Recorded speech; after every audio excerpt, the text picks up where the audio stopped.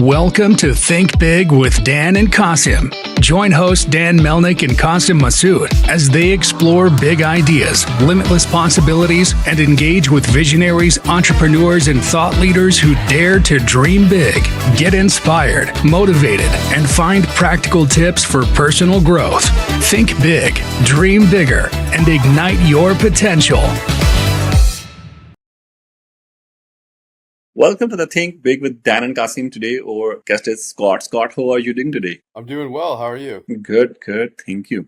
So, Scott, can you let us know where you live and what you do? Yeah, so I own my own marketing firm focused on branding and marketing for about a decade. And more recently, I've worked for a couple different marketing agencies as their head of strategic partnerships and business development. Awesome. So you are working with the marketing agencies, and in this case, what marketing strategy you are using for your own business? Because obviously everybody will say whatever you are using for your own business, this will be the best thing. Yeah, well, I should preface, I'm not very active in my own business at the moment. I'm taking some time off. So I'm not, just full transparency, I'm not actively, doing any marketing campaigns for clients at the moment. That's not to say that if, there was some word of mouth referral that came my way, I wouldn't take it, but I'm not working on anything currently in that capacity. But I'd be happy to share some of the strategies that, worked well for me and I think will work well for others. If you can share one. Yeah, absolutely. So I think, when I talk about strategic partnerships,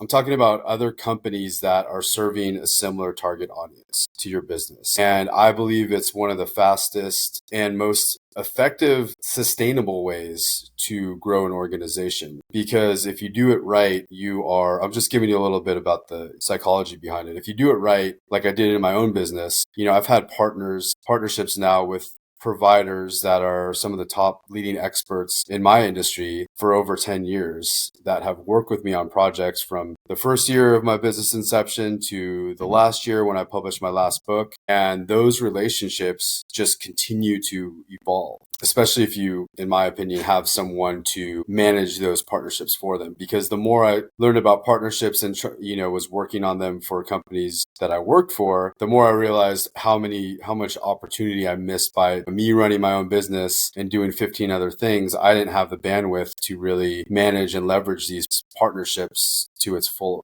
capacity, if that makes sense. Yeah, this makes sense. But can you please take one step back and let our audience know about what are the strategic partnerships and why these partnerships are important? Yeah, so there's varying views on this, but what I believe strategic partnerships are partnerships with other companies that will help grow both your audience base and your revenue. So an example of a strategic partnership, you are a founder of a marketing agency. What is your guys' specialization? Let's say in our case, this is e-commerce. So your guys' focus is e-commerce. Perfect. So when I worked for an e-commerce agency, which I did a few years ago, the first thing I did was I reached out to other marketing agency owners and providers that I knew that were offering complementary services to us. And so a good example was one of my friends or whatever, someone in my network that I'd known for like a year already was doing really well with his agency. And this company I was working for focused on e-commerce. And I told him, I said, hey, I'd love to talk to you about ways that we could partner because you're much better at the SEO and, the paid advertising side of things. And that's not our sweet spot. But we're really focused on email marketing and e-commerce and website development. So is there ways that we could partner together here? And he's like, absolutely. And so he already told me, he's like, I have a handful of clients that they do have e-commerce sites and I hate managing them. I didn't know all the nitty gritty of the stuff that he was talking about, but my founder did because he was the one doing the nitty gritty of the e-commerce. But I mean, the point is there's strategic partnership is finding different companies where you could partner together to either enhance the success of your customer, but also just grow your database of customers, because then it becomes you're at least doubling your market reach right away by people that trust these people that they're working with on both ends. I think that is a new efficient way where people were wandering a lot on the LinkedIn and sort of these social media platforms. But now this is more in the market where you may have some sort of at the end, you may have some sort of win-win situation for both of the parties. So this is something everybody will be more interested instead of if you are pitching someone your services directly via email marketing or even LinkedIn marketing, it will be pretty hard to, even talk to them, to even ask them to jump on a call. It is pretty hard. But in this case, there's a great possibility of win-win situation for both of the parties. Well, this is impressive. Awesome. Yeah, and just to give an imperfect analogy to kind of drive my point home, I don't believe that anyone could be a specialist in all things, right? That's why it's Yeah. called a specialist. Yeah. So if you Right.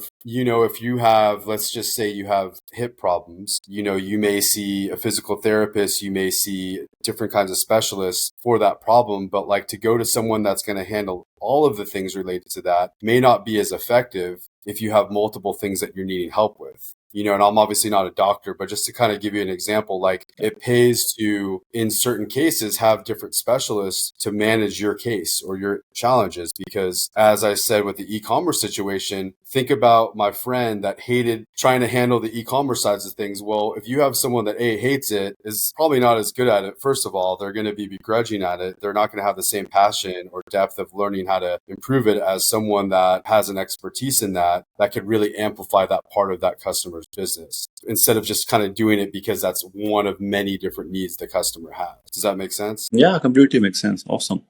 So let's talk about a little bit about the challenges as well. Every entrepreneur faces challenges. Every day there's a new challenge. So have you ever faced challenge? I believe you must have faced, but yeah, let's say, can you share one challenge with us that was interesting and what you learned out of it? Yeah, I mean, one challenge that comes to mind is just not kind of reaching. Yeah, I'll share an example. Like I know when I was first creating content, I was fortunate enough to get a lot of engagement for my content, but I didn't have a clear enough idea of who my target audience was yet to lower my customer acquisition costs and time that it spent to get to my ideal customers. So I'd have a lot of engagement and a lot of people would say, well, Scott, that's great that you're having thousands of people comment on your posts and reaching out to talk to you or work with you. But really, when you're working by yourself, which I was at the time, it's not because, then I'm spending days going through my inbox and really, without having great processes and systems at the time, that's taking me hours and hours of time to, go filter through those people and figure out who's serious and figure out, who would be someone that would actually be, my ideal client. So that was a big challenge for me in my business. And what you learned out of it? Yeah, so I learned that what other people think is great isn't necessarily great when you're trying to operate a business. Again, from a marketing perspective, when someone's like, "Oh, you got like all these vanity metrics and all this stuff," and it's like, well, if I'm not paying the bills because I'm not closing client deals, then it's not a great, in that perspective. So that's the challenge, right? I'm running a business and I need to scale that business and manage my time as effectively as possible. So it was a challenge, Yeah. and Indeed. So, in terms of, let's take the example of your business. And let's say, if we say, what should be the way of measuring the success? Then, like in your case, what it would be? Obviously, the biggest thing is just to understand the revenue. Okay, if the revenue or the profit is good, then you have success. But obviously, there are a lot of other elements as well that matters in the success. So, what are the other elements for you that matters for the success? yeah, and just to, give an answer that people, well, I won't say they won't like it, but whatever you as the person are measuring for success is what is the measurement of success as a KPI. And so are you asking me to speak in this instance, the challenge that I'm talking about? Yeah. So for sure, in that challenge, my measure of success was to get more clients, paying clients, and increase revenue. That was my measure of success. But yeah, So the other lead than amount wasn't as important to me in that context as it was closed deals. But was there any other element, like other than increasing the revenue, was there any other element involved in it or not? I mean, definitely a measure of success was the fact that I was posting content that obviously hit, some major pain point for people. There was so much commentary, not just likes, but also people commenting, I felt the same way, I'm struggling in this way. I started my career helping job seekers brand themselves. So, I would post on these groups of tons of people that are in a lot of pain not being able to find work. So the commentary itself of resonating with people is definitely a measure of success, knowing that, you're obviously delivering a message that people are resonating with and that that you are solving a problem that people have. So that's definitely a measure of success. Awesome. So, in terms of technology, AI is a buzzword nowadays. Everybody is talking about AI. So, do you think AI is going to replace people or it is going to add good value in the businesses? Well, I'd be lying if I said I had expertise other than just, talking to other marketing people or just business people, but I know it's already replacing people in certain ways. I think it just depends on the types of roles. I think that as with anything in life, things are just going to evolve and change. And so, for listeners that are worried about losing their job or something, my recommendation is always just to adapt to the times. So like, for example, I would encourage people to understand where AI is filling in some of the gaps and then where they can complement those, those changes that are happening. And I don't have a great example to share right now, but even someone that could oversee the effectiveness on AI on a campaign can be a way to, help like kind of roll with the punches, so to speak.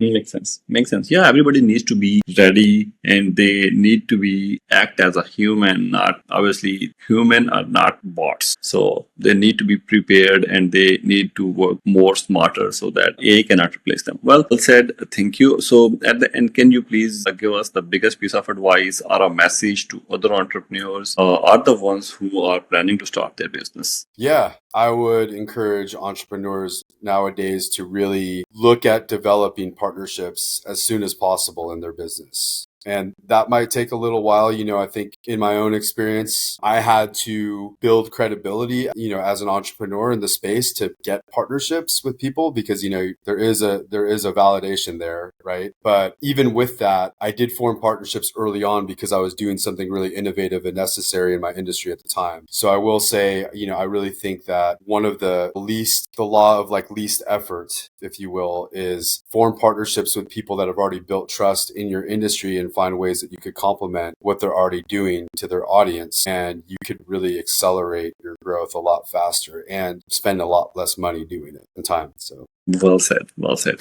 All right, Scott. At the end, please let our viewers know if someone wants to reach, how they can reach you. You can share your website, your social media, your email, whatever you want to. Yeah, based out here in Austin. So if they want to look up my name, Scott Engler in Austin, I'm wearing a hat similar to this in my profile picture. I'm probably the only Scott Engler in Austin, Texas. So connect with me on LinkedIn.